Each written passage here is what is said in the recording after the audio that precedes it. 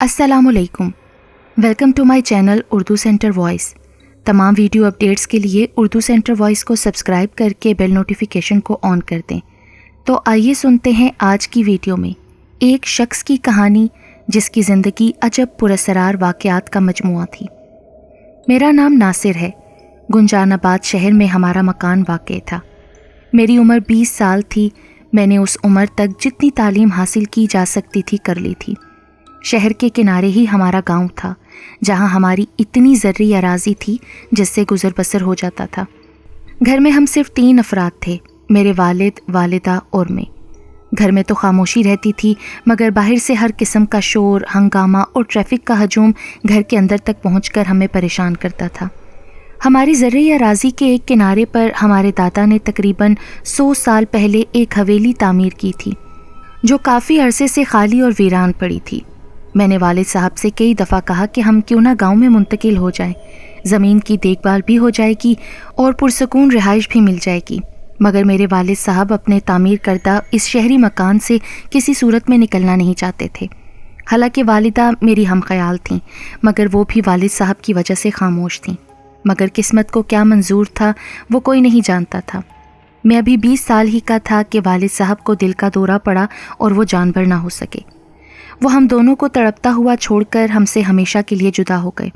اب تو شہر والا مکان ہمارے لیے اور بھی ویران اور اداس ہو گیا، اور اس میں ہمارے لیے سوائے والد صاحب کی یاد میں آنسو بہانے کے کچھ باقی نہ رہا۔ چنانچہ کچھ عرصے بعد ہم نے یہ مکان بند کیا اور اپنے دیہاتی مکان میں منتقل ہو گئے۔ گاڑی ہمارے پاس موجود تھی، اس لیے قصبے میں آنا جانا دشوار نہ تھا۔ ہمارے اس دیہاتی مکان کا محل وقوع کچھ اس طرح تھا کہ ہمارے اس شہر سے تقریباً 25 کلومیٹر شمال کی طرف ایک ضلعی ہیڈ کوارٹر شہر تھا، جہاں سے بڑی سڑک سیدھی ہمارے گاؤں اور ہمارے گھر کے قریب سے گزر کر آگے چلی جاتی تھی، مگر گاؤں سے تقریباً 1-1.5 کلومیٹر پہلے بڑی سڑک سے ایک چھوٹی سڑک ہمارے قصبے کی طرف مڑ جاتی تھی۔ یہاں دونوں سڑکیں ایک ٹی کی شکل اختیار کر لیتی تھیں۔ یہاں کوئی آبادی نہ تھی، درختوں کے جھنڈ بہت تھے۔ دن کے وقت یہاں سواریاں اترتی بھی تھیں اور بسوں پر چڑھتی بھی تھیں، مگر رات ویران اور کچھ ڈراؤنی ہوتی تھی۔ ایک دن سپہر کے وقت والدہ نے مجھے بتایا کہ ان کی دوائی ختم ہو چکی ہے اور اس کے استعمال میں ناغہ بھی نہیں کیا جا سکتا۔ یہ دوائی صرف ضلعی ہیڈ کوارٹر کے ایک بڑے میڈیکل سٹور سے ہی ملتی تھی۔ چنانچہ میں سپہر کے وقت اپنی گاڑی پر گھر سے یہ سوچ کر نکلا کہ زیادہ سے زیادہ 1.5-2 گھنٹے میں واپس آ جاؤں گا۔ شہر میں جا کر میں نے میڈیکل سٹور سے دوائی لی اور ابھی میں کار میں بیٹھ ہی رہا تھا کہ میرا ایک پرانا دوست اور کلاس فیلو مل گیا۔ اس نے اصرار کیا کہ میں کچھ دیر اس کے پاس گھر میں رکوں، جہاں اور پرانے دوست بھی اکٹھے ہو رہے تھے۔ تھوڑی دیر گپ شپ کر کے چلے جانا۔ اس کے گھر گئے تو شاید اس نے کوئی اہتمام کر رکھا تھا۔ 5-7 اور دوست بھی آ گئے۔ محفل ایسی سجی کہ وقت گزرنے کا احساس ہی نہ رہا، اور جب مجھے احساس ہوا تو اس وقت تک رات ہو چکی تھی۔ میں گھبرا کر اٹھا، باہر نکلا تو 13ویں یا 14ویں کا چاند جگمگا رہا تھا۔ مجھے کچھ حوصلہ ہوا، مگر میں نے دیکھا کہ موسم کے تیور اچھے نہیں ہیں۔ چنانچہ میں جلدی سے گاڑی میں بیٹھ کر اپنے گاؤں کی طرف روانہ ہو گیا۔ جب شہر کی حدود سے باہر نکلا تو معلوم ہوا کہ دھند آہستہ آہستہ گہری ہو رہی ہے اور بادلوں کی شکل اختیار کر رہی ہے۔ میں ابھی ٹی چوک سے تقریباً 1 کلومیٹر دور تھا کہ بارش کی پھوار شروع ہو گئی۔ عجیب طرح کا ماحول بن گیا۔ رات تو پڑ چکی تھی، مگر چاند کی روشنی نے مکمل اندھیرا نہ ہونے دیا تھا۔ دھند نے گویا سفید چادر اوڑھ لی تھی۔ میں خیر بغیر کسی مشکل کے آہستہ آہستہ گاڑی چلاتا ہوا آگے بڑھ رہا تھا کہ دور سے ٹی چوک کے قریب 2 ہیولے نظر آئے جو بارش اور سردی سے بچنے کے لیے درختوں کے جھنڈ کے نیچے کھڑے تھے۔ ایسے وقت میں یہاں کسی کی موجودگی معمول کے خلاف تھی۔ میں جب ذرا قریب پہنچا تو ان میں سے ایک نے دور سے ہی گاڑی روکنے کا اشارہ کیا۔ پہلے تو میں نے سوچا کہ گاڑی نہ روکوں، مگر موسم کی صورتحال، رات کا وقت اور خاص طور پر یہ دیکھ کے کہ ان دونوں میں ایک خاتون بھی ہے، میں نے گاڑی روک لی۔ یہ وہ زمانہ تھا جب سڑکیں اتنی غیر محفوظ نہ تھیں جتنی بعد کے دور میں ہو گئیں۔ میں نے جب گاڑی روکی تو دیکھا کہ ایک 24-25 سال کا لڑکا تھا، اور خاتون نے اگرچہ نقاب یا برقع نہیں اوڑھا ہوا تھا، مگر سردی اور بارش سے بچنے کے لیے اپنے آپ کو اچھی طرح ڈھانپا ہوا تھا۔ معلوم ہوتا تھا کہ وہ لڑکے سے چھوٹی ہے۔ لڑکے نے بتایا کہ انہوں نے اسی قصبے میں جانا تھا۔ جب ایک بس والے کو اپنی منزل کا بتایا تو اس نے ہمیں بٹھا لیا کہ وہ ادھر ہی جا رہا ہے، لیکن اس موڑ پر آ کر اس نے ہمیں اتار دیا۔ اس نے سیدھے آگے جانا تھا اور ہمیں کہا کہ یہاں سے آپ کو 1-1.5 کلومیٹر دور قصبہ مل جائے گا اور یہ کہ ہمیں پیدل جانا ہوگا۔ وہ تو ہمیں اتار کر چلتا بنا اور ہم یہاں حیران پریشان کھڑے تھے کہ آپ کی گاڑی نظر آ گئی۔ میں تو شاید پیدل چل پڑتا، مگر میرے ساتھ میری چھوٹی بہن اور ایک وزنی سوٹ کیس کی موجودگی میں یہ ممکن نہ تھا۔ اگر آپ ہمیں قصبے میں کسی ہوٹل یا سرائے میں پہنچا دیں تو آپ کی مہربانی ہوگی۔ میں نے انہیں بتایا کہ اس قصبے میں نہ تو کوئی ہوٹل ہے نہ کوئی سرائے۔ اگر آپ مناسب سمجھیں تو میرے ساتھ میرے گھر چلیں اور رات گزاریں، اس کے بعد سوچیں گے کہ کیا کرنا چاہیے۔ ان دونوں نے آپس میں کچھ کھسر پھسر کی اور پھر لڑکے نے کہا کہ آپ کو اتنی تکلیف دیتے ہوئے ہمیں بہت شرم آ رہی ہے، لیکن ان حالات میں اور کوئی چارے کار نہیں ہے۔ ان کی رضامندی پا کر میں انہیں اپنے گھر کی طرف لے آیا۔ میں جب گھر پہنچا تو ان دونوں کو اندر لے آیا، دیکھا کہ والدہ صاحبہ بستر پر لیٹی ہوئی ہیں اور کرا رہی ہیں۔ انہوں نے بتایا کہ دوائی کے ناغے کی وجہ سے ان کی طبیعت زیادہ خراب ہو گئی ہے۔ جب وہ کھانا تیار کرنے لگیں اور تمام چیزیں چولہے کے قریب رکھ لیں تو وہ نڈھال ہو گئیں اور بستر پر پھر سے لیٹ گئی۔ بات کرتے ہوئے ان کی نظر دونوں مہمانوں پر پڑی تو ان کے بارے میں انہوں نے پوچھا۔ میں نے ان کو ساری بات بتائی اور بتایا کہ یہ لوگ یہاں رات بسر کریں گے، تو والدہ بہت خوش ہوئیں اور مجھے کہا کہ بیٹا، مسافروں کی مدد کرنا بڑی نیکی کا کام ہے۔ پھر کہنے لگی کہ مہمان بھوکے رہیں میں یہ گوارا نہیں کر سکتی، جیسے بھی ہوگا میں کھانا تیار کرتی ہوں۔ ان کا یہ کہنا تھا کہ مہمان لڑکی نے چہرے سے کپڑا ہٹایا۔ مجھے یوں محسوس ہوا کہ کمرے میں بجلی سی چمک اٹھی ہو۔ ایسا حسن اور حسین چہرہ میں نے کبھی نہ دیکھا تھا۔ دل تو یہی چاہتا تھا کہ میں اسے دیکھتا رہوں، مگر میرے لیے یہ ممکن نہ تھا۔ پھر وہ میری ماں کی طرف متوجہ ہوئی اور کوئی بات کی۔ میں نے اس کی آواز سنی تو مجھے یوں محسوس ہوا جیسے جل ترنگ بج اٹھا ہو۔ اس نے میری والدہ کو ماں جی کر کے مخاطب کیا اور والدہ نے اس کو بیٹی کے نام سے پکارا۔ جب وہ میری والدہ سے بات چیت کر رہی تھی تو میں اس کی آواز کے سحر میں گم ہو گیا۔ اس نے میری والدہ سے کہا کہ اگر آپ اجازت دیں تو کھانا میں پکاتی ہوں، آپ کی حالت ایسی نہیں کہ آپ چولہے پر بیٹھ سکیں۔ میری والدہ نے کہا کہ ہم مہمانوں سے کام نہیں کرواتے، ابھی کچھ دیر پہلے ہی تو تم ہمارے گھر آئی ہو۔ لڑکی نے، جس نے اپنا نام چمبیلی بتایا، کہنے لگی، ایک تو آپ کو میں ماں کہتی ہوں اور آپ مجھے اپنی بیٹی کے نام سے پکارتی ہیں اور پھر مہمان بنا کر اپنی خدمت سے بھی روکتی ہیں۔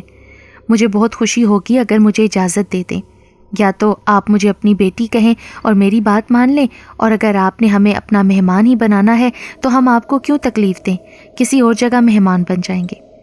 اس گفتگو سے میری والدہ نے مجبور ہو کر اس کو کھانا پکانے کی اجازت دے دی۔ میں حیران رہ گیا جب کھانا بہت ہی کم وقت میں تیار ہو کر ہمارے سامنے آ گیا۔ کھانے سے فارغ ہو کر جب سونے کا مرحلہ آیا تو میں نے کہا کہ میرا تو الگ کمرہ ہے، والدہ الگ کمرے میں سوتی ہیں، ان کے ساتھ ہی ایک اور کمرہ ہے، آپ کہیں تو آپ کا بستر وہاں لگا دیا جائے۔ آپ کی بہن اگر چاہے تو وہ آپ والے کمرے میں ہی سو جائے یا والدہ کے کمرے میں اس کا بستر لگا دیا جائے۔ لڑکا، جس نے اپنا نام کشتونش بتایا تھا، کہنے لگا کہ میری بہن کو والدہ کے کمرے میں سلا دیں اور میں دوسرے کمرے میں سو جاؤں گا۔ میں نے جھجکتے ہوئے بتایا کہ کچھ لوگ کہتے ہیں یہ کمرہ آسیب زدہ ہے، اگر آپ چاہیں تو اوپر کی منزل میں کافی کمرے ہیں، وہاں سو جائیں۔ یہ سن کر وہ مسکرایا اور کہنے لگا، یہ تو اور بھی اچھا ہے، مجھے ایسا کلام آتا ہے کہ سخت سے سخت اور بڑے سے بڑے آسیب کو ایسے بھگاؤں گا کہ وہ دوبارہ کبھی بھی ادھر کا رخ نہیں کریں گے۔ اور بعد میں اس کی بات سچ ثابت ہوئی۔ اس کمرے میں آسیب کے جو آثار تھے، ڈراؤنا سا ماحول تھا، وہ پھر کبھی محسوس نہیں ہوا اور ڈر بھی ختم ہو گیا۔ دوسری صبح اس نے بتایا کہ وہ اس قصبے میں ایک آدمی کو ملنے آیا ہے جس سے بہت ضروری کام ہے۔ جو کام میں کرنے آیا ہوں اس میں اس آدمی کی مدد درکار ہے، ورنہ اس کام کی تکمیل میں مجھے بہت زیادہ وقت لگے گا۔ اس نے کہا کہ اگر آپ کو اعتراض نہ ہو تو میں اپنی بہن کو ماں جی کے پاس چھوڑ دیتا ہوں اور واپس آ کر جو صورتحال ہوگی اس کے مطابق عمل کروں گا۔ میں نے اس سے کہا کہ ہمارے مزار عان میں جھگڑا ہو گیا ہے، مجھے وہاں جانا ضروری ہے، ورنہ میں بھی آپ کے ساتھ چلتا۔ اس نے کہا کہ نہیں، میں اکیلا ہی جانا چاہتا ہوں، شام تک لوٹ آؤں گا۔ وہ قصبے کی طرف چلا گیا اور میں اپنے مزاروں کی طرف روانہ ہو گیا۔ لڑکی حیا اور شرم کے ساتھ مجھ سے مخاطب ہوئی کہ آپ ماں جی کی طرف سے بالکل پریشان نہ ہوں، میں ان کا پورا خیال رکھوں گی۔ میں جب دوپہر کو واپس آیا تو ماں جی کو تو میں نے بہت خوش پایا، لیکن میں خود بھی حیرت زدہ ہو گیا کہ گھر کی تو شکل ہی بدلی ہوئی تھی۔ ایسا صاف ستھرا گھر تو میں نے پہلی دفعہ دیکھا تھا۔ ماں جی نے بتایا کہ ان کے روکنے کے باوجود اس لڑکی نے گھر کو ایسا صاف ستھرا کر دیا کہ وہ چمک اٹھا۔ ہمارے جانے کے بعد کشتونش تھوڑی دیر کے لیے واپس آیا اور ڈھیروں پھل سبزیاں دے کر واپس چلا گیا۔ دوپہر کے وقت کشتونش کھانے کے وقت آ گیا۔ میں نے اس سے گیلا کیا کہ آپ ہمارے مہمان ہیں، یہ اچھا نہیں لگتا کہ آپ اتنا تکلف کریں۔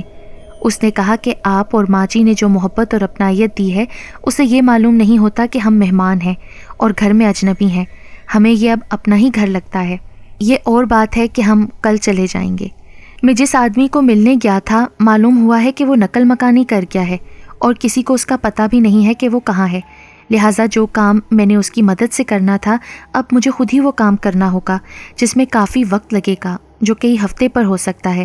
چنانچہ میں نے قصبے میں ہی کوئی مکان تلاش کرنے کے لیے کسی کو کہا ہے اور امید ہے کہ ایک روز میں بندوبست ہو جائے گا۔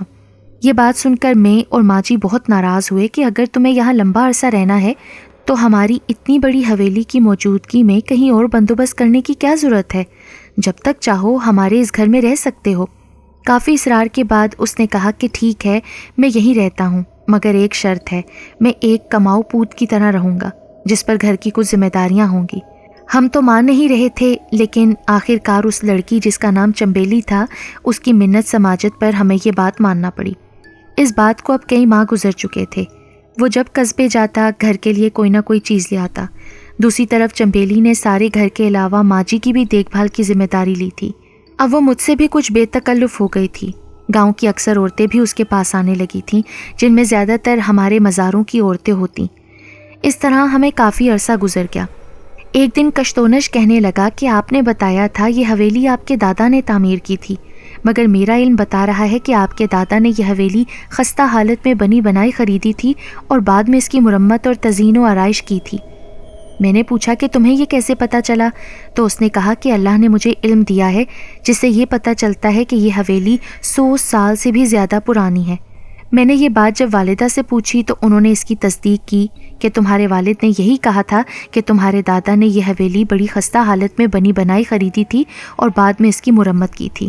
میں بڑا حیران ہوا کہ کشتونش اس نوجوانی میں اتنا علم رکھتا ہے، لیکن ابھی میرے حیران ہونے کے لیے اس سے بھی بڑا موقع آنے والا تھا۔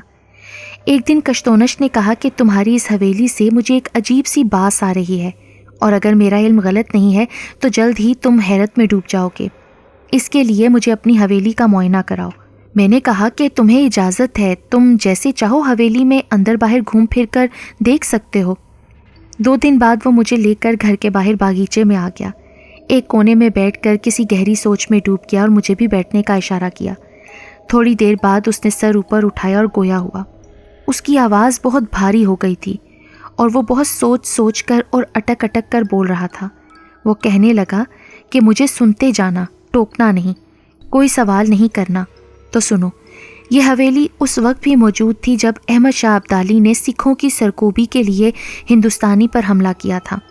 اس گاؤں میں سکھ سردار رہائش پذیر تھے جنہوں نے پنجاب میں لوٹ مار کر کے بے تحاشا دولت اکٹھی کی ہوئی تھی، جس میں ہیرے جواہرات، سونے کی اینٹیں، سونے کے قدیم سکے اور کچھ نوادرات بھی تھیں۔ احمد شاہ ابدالی کے حملے کے وقت انہیں خطرہ تھا کہ یہ دولت کہیں اس کے ہاتھ نہ لگ جائے۔ یہ گاؤں اس کی یلغار کی صورت میں سب سے پہلے سامنے آنا تھا۔ ان دنوں ہندوستان میں امن و امان کی حالت بہت مخدوش تھی، لوٹ مار عام تھی۔ خالصہ سرداروں نے سوچا کہ اگر وہ اپنا خزانہ ساتھ لے کر چلتے ہیں تو ان کے لٹنے کا خطرہ تھا۔ چنانچہ انہوں نے فیصلہ کیا کہ یہ خزانہ گاؤں میں ہی چھپا دیا جائے۔ انہوں نے راتوں رات اندھیرے میں اپنی پوری احتیاط کے ساتھ اپنا خزانہ چھپا دیا اور خود ابدالی کے پہنچنے سے قبل ہی اس گاؤں کو خالی کر کے اپنے نظام میں محفوظ ٹھکانے کی طرف چلے گئے۔ خزانے کے چھپانے کا راز صرف چند بڑے سرداروں کو تھا۔ ایک ظلم انہوں نے یہ کیا کہ جو 2-4 ملازم خزانہ چھپانے میں شامل تھے، گاؤں سے جاتے ہوئے ان کو بھی ساتھ لے گئے اور راستے میں ان کو ہلاک کر دیا تاکہ خزانے کا راز کسی کو معلوم نہ ہو۔ خدا کا کرنا ایسا ہوا کہ یہ سارے سردار بھی احمد شاہ ابدالی کے سپاہیوں سے بچ نہ سکے اور سب کے سب ہلاک کر دیے گئے، اور خزانے کا راز بھی ان کے ساتھ ہی دفن ہو گیا۔ لیکن میرے پاس ایسا علم ہے کہ اسے ڈھونڈنا ممکن ہو سکتا ہے، مگر اس کے لیے سخت محنت اور اس کے ساتھ رازداری کی ضرورت ہے۔ اگر ہم دونوں محنت کریں اور کوشش کریں تو یہ بات ناممکن نہیں۔ جب اس نے بات مکمل کر لی تو میں نے پوچھا کس قسم کی محنت درکار ہوگی اور اسے کیسے اور کہاں سے شروع کیا جائے؟ میرے پاس تو اس کے لیے کوئی علم نہیں ہے۔ اس نے کہا کہ اس کی کوئی ضرورت نہیں، تم بس میرا ساتھ دو اور جو کچھ دیکھتے جاؤ، غیر ضروری سوال نہ کرنا۔ اپنے مقصد کی کامیابی کے لیے راز کا چھپانا ضروری ہے۔ میں نے اسے کہا کہ اگرچہ مجھے خزانے کا کوئی لالچ نہیں ہے مگر بڑی سنسنی خیز مہم ہوگی، میں تمہارے کہنے کے مطابق تمہارا ساتھ دوں گا۔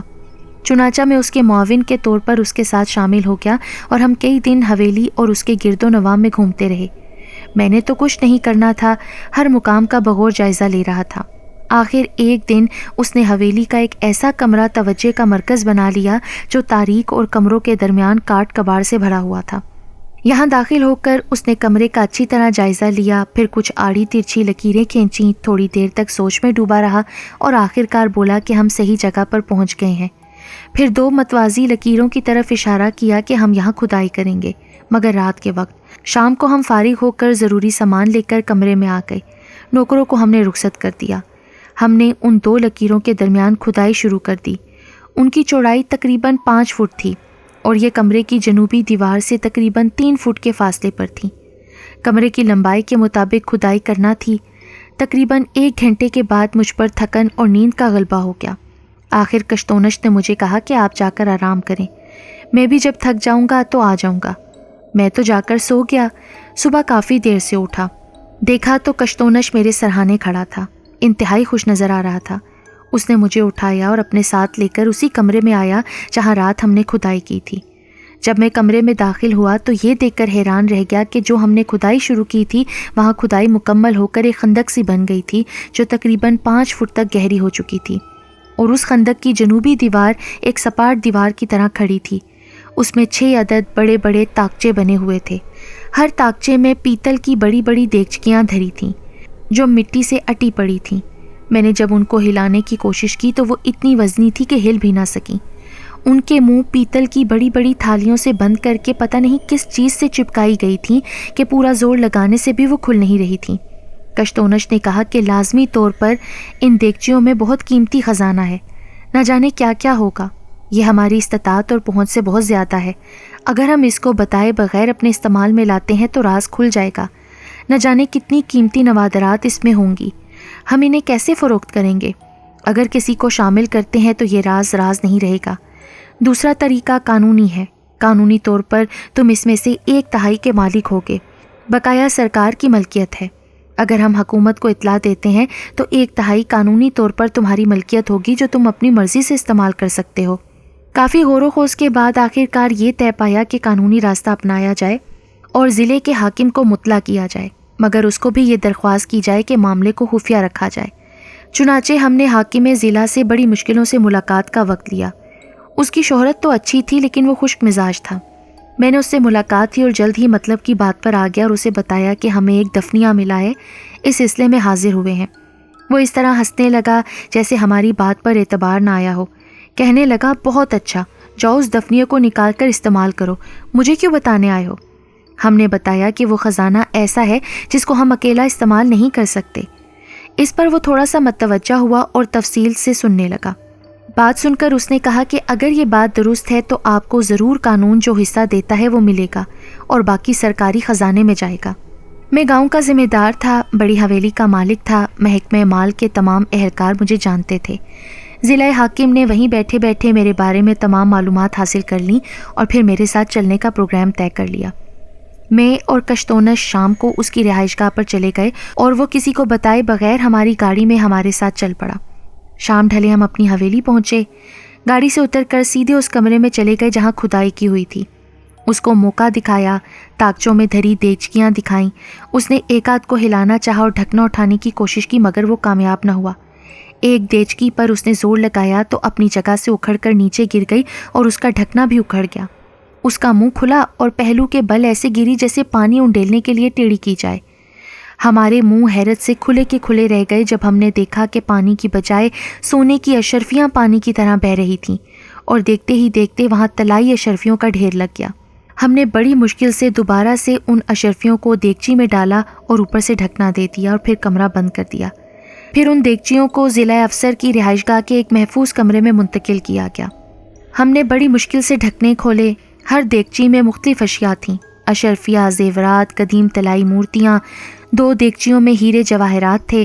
ہم نے تمام اشیاء کی فہرست بنائی، اس پر دستخط کیے۔ ایک نقل مجھے دی گئی، ایک نقل DC صاحب اور ایک SP صاحب کو دی گئی۔ مجھے کہا گیا کہ میں اپنا حصہ سونے کی شکل میں لینے کی بجائے اگر نقد صورت میں لے لوں تو دونوں کے لیے بہتر ہوگا، جس پر میں راضی ہو گیا، اور نقد صورت میں مجھے جو کچھ ملا میری کئی نسلوں کے لیے کافی تھا۔ اس واقعے کو 6 ماہ گزر گئے۔ کشتونش اور اس کی بہن کو ہمارے ساتھ رہتے ہوئے تقریباً 1 سال گزر گیا۔ انہوں نے کئی دفعہ جانے کا ارادہ کیا، لیکن میں نے اور میری والدہ نے انہیں جانے نہ دیا۔ ایک دن میری والدہ نے کہا کہ کشتونش نے کہا ہے اب اگر ہم نے یہیں رہنا ہے تو میں چاہوں گا کہ میری ہمشیرہ کی کہیں شادی ہو جائے۔ اس نے ماں جی کو کوئی رشتہ ڈھونڈنے کے لیے کہا۔ ماں جی نے مجھ سے پوچھا کہ اگر میں چاہوں تو وہ میرے لیے بات کریں۔ اندھا کیا چاہے 2 آنکھیں، میں تو پہلے سے ہی اس کی محبت میں گرفتار ہو چکا تھا۔ 1 ماہ کے اندر اندر چنبیلی میری بیوی بن گئی اور میں اپنے آپ کو دنیا کا خوش قسمت ترین شخص سمجھنے لگا۔ چنبیلی نے میری اور میری والدہ کی جیسی خدمت کی اس کی مثال نہیں مل سکتی۔ اس نے اس گھر کو اس طرح سنبھالا کہ میرا گھر جنت بن گیا۔ 5 سال گزر گئے۔ میری والدہ دل میں یہ حسرت لیے دنیا سے کوچ کر گئیں کہ وہ اپنی بہو کی گود میں بچہ دیکھ لیں، مگر ان کی یہ حسرت پوری نہ ہوئی۔ ان کے فوت ہونے کے کچھ عرصے کے بعد ایک دن کشتونش اور چنبیلی دونوں میرے پاس آ کر بیٹھے۔ میرے پوچھنے پر وہ بولے کہ گھر میں بچہ نہ ہونے کی وجہ سے بہت اداسی ہے، رونق بچوں کی ہی وجہ سے ہوتی ہے۔ کشتونش نے بتایا کہ اس نے مجھے بتائے بغیر چنبیلی کا طبی معائنہ کروایا ہے اور یہ افسوسناک بات معلوم ہوئی ہے کہ اس کی بہن ماں نہیں بن سکتی، اس لیے ہم دونوں نے سوچا ہے کہ آپ دوسری شادی کر لیں اور آپ کے لیے لڑکی بھی چنبیلی ہی ڈھونڈے گی۔ میں نے کہا کہ چنبیلی کے ہوتے ہوئے میں تو دوسری شادی کا خیال بھی نہیں کر سکتا۔ اگر مجھے صاحب اولاد ہونا ہے تو چنبیلی سے ہی اللہ مجھے بچہ دے دے گا، لیکن میں دوسری شادی نہیں کروں گا۔ کچھ دنوں بعد انہوں نے پھر اسی بات پر اصرار کیا کہ میں دوسری شادی کر لوں، مگر میں راضی نہ ہوا۔ ایک دن جب کشتونش گھر میں نہ تھا، میں اور چنبیلی اکیلے تھے، میں نے چنبیلی سے پوچھا کہ کوئی عورت بھی سوتن کو برداشت نہیں کر سکتی، کہیں تم اپنے بھائی کے کہنے پر تو میری دوسری شادی کے لیے اصرار تو نہیں کر رہی؟ اس نے کہا کہ میں دل سے چاہتی ہوں کہ آپ دوسری شادی کر لیں تاکہ گھر میں بچوں کی رونق ہو۔ دونوں بہن بھائیوں نے آہستہ آہستہ مسلسل مجھے دوسری شادی کے لیے قائل کرنا جاری رکھا۔ کچھ عرصے کے بعد میں نے رضامندی دے دی۔ مجھے علم نہیں کہ چنبیلی نے کس طرح اور کہاں سے رشتہ ڈھونڈا، اور تھوڑے ہی عرصے بعد ایک شریف اور غریب گھرانے میں میری دوسری شادی طے پا گئی اور جلد ہی نہایت سادگی سے پایہ تکمیل کو پہنچی۔ میری دوسری بیوی ہر لحاظ سے مثالی بیوی ثابت ہوئی، اور سب سے بڑی بات یہ ہوئی کہ میری دونوں بیویوں میں ایسی محبت نظر آ رہی تھی جو سگی بہنوں میں بھی کم ہوتی ہے۔ 1 سال بعد اللہ نے مجھے دوسری بیوی سے بیٹا عطا کر دیا، اور چنبیلی نے اس بچے کو ایسے اپنایا جیسے وہ اس کی سگی ماں ہو۔ کشتونش نے کہا کہ اب آپ کا بچہ ہو گیا ہے اور اللہ کرے کہ آپ کی اور بھی اولاد ہوگی، تو اب ہمیں دیہاتی زندگی سے شہر کی طرف جانا چاہیے اور ضلعی شہر میں کوئی اچھا بڑا مکان خرید لینا چاہیے، اور یہ مکان خریدوں گا بھی میں ہی، اور اس کا مالک یہ بچہ ہوگا۔ میں نے اگرچہ اعتراض کیا کہ اللہ نے مجھے بہت وسائل دے رکھے ہیں، میں خود مکان خرید سکتا ہوں، مگر کشتونش بضد رہا کہ نہیں، یہ مکان اس کی طرف سے بچے کو تحفہ ہوگا۔ آخر کار اس نے مکان ڈھونڈنا شروع کیا اور ایک پرانی مگر بہت اچھی حالت میں وسیع و عریض حویلی ڈھونڈ لی۔ حیرت انگیز طور پر اس کی قیمت بھی بہت کم تھی۔ میں نے اس علاقے میں اس حویلی کے بارے میں دریافت کیا تو جس سے بھی پوچھا وہ مجھے حیرت سے دیکھ کر خاموش رہتا۔ آہستہ آہستہ مجھے اس حویلی کا راز معلوم ہو گیا۔ پتہ چلا کہ وہ حویلی تو آسیب زدہ ہے اور کوئی شخص بھی اس میں رہائش نہیں رکھ سکا۔ یہ تو کئی سال سے خالی اور ویران پڑی ہے۔ رات تو رات، دن کے وقت بھی کوئی اس حویلی کی طرف نہیں آتا۔ میں نے جب یہ بات سنی تو میں ڈر گیا، اسے خریدنے کا ارادہ ترک کر دیا اور کشتونش کو بھی یہ بات بتائی، مگر اس پر کوئی اثر نہ ہوا۔ اس نے کہا کہ صرف 2 راتیں تم اس حویلی میں میرے ساتھ رہو اور خاموشی سے تماشا دیکھتے رہو، خوفزدہ نہ ہونا۔ مجھے اس کی بات ماننا پڑی۔ اس نے یہ حویلی خرید لی اور ایک رات ہم اپنے بستر لے کر رات بسر کرنے وہاں چلے گئے۔ وہ رات میرے لیے قیامت کی رات تھی۔ ہر وہ بات جو لوگوں نے بتائی تھی سچ ثابت ہو رہی تھی۔ ساری حویلی میں عجیب ہنگامہ تھا۔ میں خوف سے تھر تھر کانپ رہا تھا، مگر ایک بات عجیب تھی کہ جس کمرے میں اور کشتونش تھے وہاں سکون تھا۔ کشتونش خود تو بڑے آرام سے لیٹا رہا، مگر میری بری حالت تھی۔ اللہ اللہ کر کے صبح ہوئی اور ہماری جان میں جان آئی۔ اگلی رات جو کچھ میری آنکھوں نے دیکھا وہ اور بھی زیادہ حیرت انگیز تھا۔ رات شروع ہونے کے بعد کشتونش نے ساری حویلی میں چکر لگانے شروع کر دیے۔ بظاہر وہ کچھ پڑھ رہا تھا جو میری سمجھ میں نہیں آ رہا تھا۔ کبھی کبھی تو ایسا محسوس ہوتا کہ وہ باتیں کر رہا ہے۔ وہ پھر میرے پاس آ گیا اور کہنے لگا کہ خوفزدہ نہیں ہونا، بس خاموشی سے بیٹھے رہو اور دیکھتے رہو، بولنا نہیں۔ تھوڑی دیر بعد جب رات گہری ہو گئی تو میں نے جو کچھ دیکھا، اگر کشتونش ساتھ نہ ہوتا تو میں یقیناً زندہ نہ رہتا۔ میں نے دیکھا کہ سارے گھر میں جیسے دھند سی پھیلی ہوئی ہے اور اس دھند میں لپٹے ہوئے ہیولے کمروں سے نکل رہے ہیں اور باہر جا رہے ہیں، مگر عجیب بات یہ تھی کہ وہ ہیولے کمروں کے بند دروازوں سے برآمد ہو کر باہر کے بند دروازوں میں ہی مدغم ہو کر غائب ہو رہے تھے۔ دھند کی وجہ سے ان کی شکلیں نہیں نظر آ رہی تھیں، لیکن یہ نظر آ رہا تھا کہ ان میں ہر عمر کے مرد، عورتیں اور بچے کندھوں پر سامان کی گٹھڑیاں اٹھائے اندر سے برآمد ہو کر باہر تحلیل ہو رہے تھے۔ کافی دیر یہ سلسلہ چلتا رہا اور پھر آہستہ آہستہ ختم ہو گیا۔ پھر وہ دھند چھٹ گئی اور گھر میں روشنی جگمگا اٹھی۔ کشتونش میرے پاس آیا، مجھے کہنے لگا کہ یہ گھر کافی عرصے سے خالی اور ویران تھا۔ اس کے ہر کمرے میں جنات نے بسیرا کیا ہوا تھا، لیکن میں انہیں یہاں سے نکالنے کی طاقت رکھتا تھا، اس لیے میں نے ان کو یہ گھر خالی کرنے کو کہا۔ میری بات اس لیے ان کو ماننا پڑی۔ پھر کشتونش مجھے بڑی تفصیل سے جنات کے بارے میں بتانے لگا۔ میں نے پوچھا کہ تم جنات کے بارے میں اتنا کچھ کیسے جانتے ہو؟ تو اس نے کہا کہ اللہ نے مجھے اس کا علم دیا ہوا ہے۔ تھوڑی دیر بعد میں کیا دیکھتا ہوں کہ وہاں چنبیلی بھی آ گئی۔ اس کی شکل سے معلوم ہو رہا تھا کہ وہ بہت پریشان اور اداس ہے، لگتا تھا کہ وہ روتی رہی ہے۔ وہ خاموشی سے بیٹھ گئی۔ کشتونش بڑے اداس لہجے میں مجھے کہنے لگا کہ ناصر صاحب، اب وقت آ گیا ہے کہ آپ پر کچھ حقیقتیں ظاہر کر دی جائیں۔ ہم دونوں کے لیے یہ قابل قبول نہ بھی ہوں تو بھی ان کو ماننا اور قبول کرنا پڑے گا۔ آپ کے پرانے گھر کے تاریک کمرے میں کچھ آسیب رہائش پذیر تھے جن کو میں نے ہمیشہ نکال دیا تھا۔ اسی طرح یہ حویلی بھی جنات سے بھری ہوئی تھی، مگر وہ جنات وہاں سے میرے کہنے سے نکل گئے، اب کبھی واپس نہیں آئیں گے۔ آپ کے گھر سے جو خزانہ ملا، میں صرف آپ کو دکھانے کے لیے حویلی میں ادھر ادھر پھرتا رہا، ورنہ جب خزانہ دفن کیا گیا اس وقت اس کمرے میں کچھ جنات رہائش پذیر تھے، ان کے سامنے یہ خزانہ دفن کیا گیا تھا اور مجھے ان کے بتانے پر ہی پتہ چلا تھا۔ کشتونش کی باتیں سن کر مجھے ایک دم خیال آیا کہ کشتونش نے آج تک مجھے اپنے بارے میں نہیں بتایا کہ یہ کون ہے، کیا یہ انسان ہے یا کچھ اور اس کی بہن کون ہے۔ پھر کئی مناظر میری آنکھوں کے سامنے گزرنے لگے، میرا جسم خوف سے کانپنے لگا، میرا رنگ زرد پڑ گیا۔ قریب تھا کہ میں ہوش و حواس سے بیگانہ ہو جاتا کہ چنبیلی نے مجھے کوئی مشروب لا کر پلایا اور میرے قریب بیٹھ کر محبت سے مجھے دیکھنے لگی۔ کشتونش نے کہا، ناصر صاحب، آپ کو ڈرنے کی ضرورت نہیں، ہم آپ کے دوست ہیں اور ہمیشہ دوست رہیں گے۔ پھر میں نے اپنے آپ کو سنبھالا، ان کی تسلی سے میری ڈھارس بندھی۔ پھر کشتونش کہنے لگا، ہم دونوں بہن بھائی آپ کے شک کے عین مطابق وہ نہیں ہیں جو نظر آتے ہیں، تاہم اپنا یہ بھیس برقرار رکھنے پر قادر ہیں۔ اس بھیس میں ہم وہ تمام خصوصیات رکھتے ہیں جو آپ میں ہیں۔ ہم چلتے پھرتے ہیں، سوتے جاگتے ہیں، کھاتے پیتے ہیں، آپ کے ساتھ آپ کی ہر خصوصیت میں شامل ہیں۔ یہ حقیقت ہے کہ ہم آدم ذات نہیں ہیں۔ ہم جس قبیلے سے تعلق رکھتے ہیں وہ جنات ہی کہلاتے ہیں۔ ہم دونوں یعنی میں اور چنبیلی قبیلے کے سردار کی اولاد ہیں، اور یہ بات اور ہمارے اس انسانی بھیس کا قبیلے کے ہر فرد کو پتہ ہے، اور وہ ہماری تابعداری کرنے کے پابند اور مجبور ہیں۔ ہم دونوں اپنے والد سے ضد کرنے لگے کہ ہمیں کچھ عرصہ انسانوں کے ساتھ رہنا چاہیے، جس کی ہمیں اجازت مل گئی، اور پھر آپ سے ملاقات ہو گئی۔ ہمارا خیال تھا کہ تھوڑا عرصہ رہ کر ہم واپس چلے جائیں گے، لیکن آپ لوگوں میں اس طرح گھل مل گئے کہ جانے کو دل نہیں مان رہا تھا۔ آپ کی والدہ کی عادات بہت اچھی تھیں، پھر چنبیلی بھی آپ کو پسند کرنے لگی۔ بعد کے معاملات تو آپ کو معلوم ہیں۔ ہمیں یہ معلوم تھا کہ چنبیلی انسانی بچے کی ماں نہیں بن سکتی، تو یہ سوچ کر آپ اولاد سے کیوں محروم رہیں؟ ہم نے آپ کی دوسری شادی کروائی۔ یہ بچہ جو آپ کا ہے ہمیشہ ہماری ذمہ داری ہوگا۔ ہم کہیں بھی ہوں اس کی تمام ذمہ داری ہم پر ہوگی، اور یہ ذمہ داری ایسے پوری ہوگی کہ آپ کو پتہ بھی نہیں چلے گا۔ میں نے پوچھا کہ جو کچھ آپ کہہ رہے ہیں، آپ چاہے کہیں بھی ہوں، اس سے کیا مراد ہے؟ اس نے بتایا کہ ہمیں جتنی مدت انسانوں میں رہنے کے لیے دی گئی تھی، ہماری خواہش پر اس میں توسیع ہوتی رہی، مگر اب حتمی طور پر ہمیں واپسی کی ہدایت ہو گئی ہے۔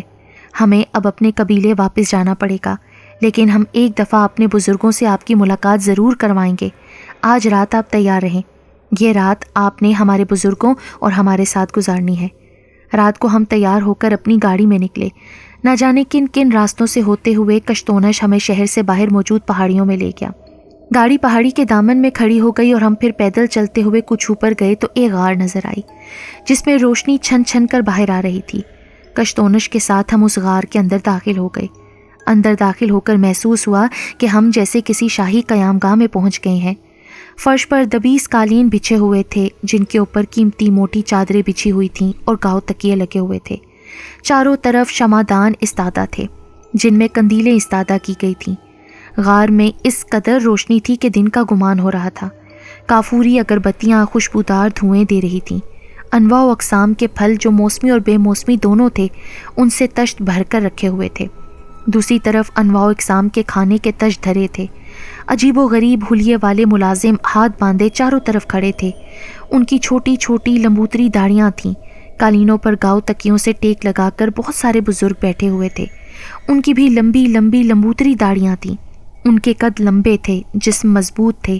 ان کے چہروں سے عمروں کا اندازہ نہیں ہو سکتا تھا۔ مجھے دیکھ کر انہوں نے بڑی خوشی کا اظہار کیا اور بڑی عزت اور محبت سے اپنے پاس بٹھایا۔ ان میں سے جو بزرگ سب سے باروب نظر آ رہے تھے وہی صدر نشین تھے۔ کشتونش نے آہستہ سے مجھے بتایا کہ یہ ان کے والد ہیں۔ انہوں نے چمبیلی اور کشتونش کو اپنے دائیں طرف بٹھایا اور مجھے اپنی بائیں طرف بٹھایا۔ پھر انہوں نے جو لوگ ان کی اردل میں کھڑے تھے ان کو اشارہ کیا، جنہوں نے سب کو کھانا پیش کرنا شروع کر دیا۔ کھانے کا دور ختم ہوا تو پھر پھل پیش کیے گئے۔ کھانا اور پھل بے حد لذیذ تھا جو میں نے کبھی اس دنیا میں نہیں کھایا تھا۔ پھر قہوہ پیش کیا گیا۔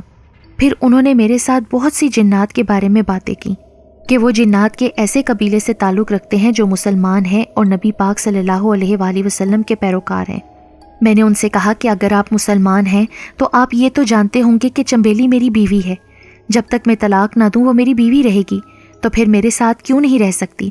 انہوں نے کہا کہ یہ درست ہے، آپ کی زندگی میں وہ آپ کی بیوی رہے گی، لیکن ماہ و سال کا جو اثر آپ پر ہونا ہے اس پر نہیں ہوگا۔ آپ بوڑھے ہو کر جو صورت اختیار کریں گے اس وقت چمبیلی اپنی جوانی کے آغاز میں ہوگی، تو دیکھنے والوں کو آپ کیا جواب دیں گے کہ یہ کون سی مخلوق ہے جو بوڑھی ہی نہیں ہوتی؟ ہاں، اگر آپ کو اس سے واقعی محبت ہے تو اس کا تقاضا یہ ہے کہ آپ از خود اس کو طلاق دے دیں، جو اس کے لیے آپ کی طرف سے ایک بہت بڑی رعایت ہوگی۔ وہ تو شاید آپ کی محبت میں اس کو قبول نہ کرے، لیکن ہم جانتے ہیں کہ یہ آپ دونوں کے لیے بہتر ہے، اور اگر آپ طلاق کا فیصلہ کریں تو اسی غار میں آ کر کشتونش کو 3 دفعہ آواز دینا۔ آپ سے کوئی نہ کوئی رابطہ ضرور کرے گا، اور پھر 3 دفعہ طلاق کے بول دینا۔ اس کے بعد انہوں نے مجھے چمبیلی اور کشتونش کے ہمراہ بیٹھنے کی اجازت دے دی۔ ہم سے آپس میں بات بھی نہیں ہو پا رہی تھی۔ میرا اور چمبیلی کا برا حال تھا۔ چمبیلی رو رہی تھی، میں بھی رو رہا تھا۔ میں نے کہا، چمبیلی تم جو کچھ بھی ہو، مجھے تم سے بے پناہ محبت ہے۔ میں تم سے ہرگز جدا نہیں ہونا چاہتا۔ میں تم سے بہت محبت کرتا ہوں اور ساری زندگی کرتا رہوں گا۔ کشتونش نے کہا کہ ہماری طرف سے جو بھی تحفہ تمہیں ملے گا وہ تم اپنے بچے کو دینا اور اسے ضرور قبول کرنا۔ میری بری حالت تھی، رو رو کر میں نڈھال ہو گیا۔ چمبیلی نے بھی روتے ہوئے مجھے کوئی بہت خوش ذائقہ مشروب پلایا۔ مجھے کچھ سکون آیا، مجھ پر غنودگی سی طاری ہونے لگی۔ تھوڑی دیر بعد میں نیند میں ڈوب گیا۔ پتہ نہیں میں کتنی دیر سویا رہا۔ جب آنکھ کھلی تو میں بہت پرسکون تھا۔ میں جب نیند کی غنودگی سے باہر آیا تو مجھے اچانک محسوس ہوا کہ میں نہ جانے کہاں ہوں۔ غار وہی تھا۔ میں ایک چٹائی پر لیٹا ہوا تھا۔ نہ وہاں اب قالین تھے، نہ گدے، نہ قندیلیں، نہ کشتونش، نہ ان کا قبیلہ۔ وہاں کوئی ایسے آثار نہیں تھے جن سے پتہ چلتا کہ رات کے وقت یہاں کا کیا منظر تھا۔ میں ایک جھٹکے سے اٹھ بیٹھا۔ میں نے چمبیلی اور کشتونش کو بہت آوازیں دیں، مگر میری آواز پتھروں سے ٹکرا کر واپس آ گئی۔ میں نڈھال سا ہو کر چٹائی پر گر گیا۔